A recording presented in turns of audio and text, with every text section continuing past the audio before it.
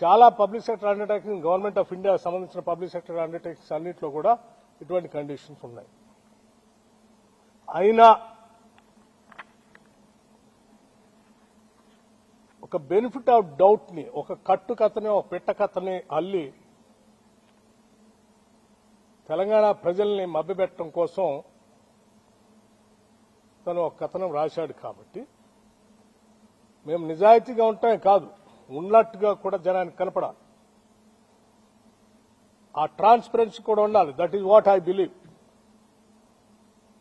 నేను అది చదివిన తర్వాత నేను అందుకే మొత్తం ఆ కండిషన్స్ చదివి I have seriously examined the entire thing.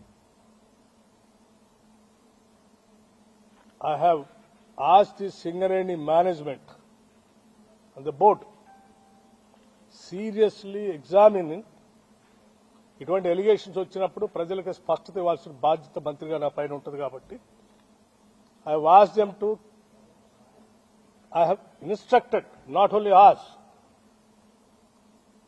to cancel the tender and go for a fresh tender with all the Government of India public sector undertakings లో ఏ కండిషన్స్ ఉంటాయో అటువంటి కండిషన్స్ అన్ని ఎగ్జామిన్ చేసి మళ్ళీ పిలవండి. Don't go by this same. ఇంతవరకు అంటే వాళ్ళు చెప్పింది సార్ టెండర్ ఇప్పుడే పిలిచాము, ఇంకా అసలు ఎవరు పార్టిసిపేటే చేయలేదు, అప్పుడే ఎవరికో ఇచ్చినట్టు ఎవరికో ఇవ్వటం కోసం దీంట్లో చేస్తున్నారని రాసిన దానికి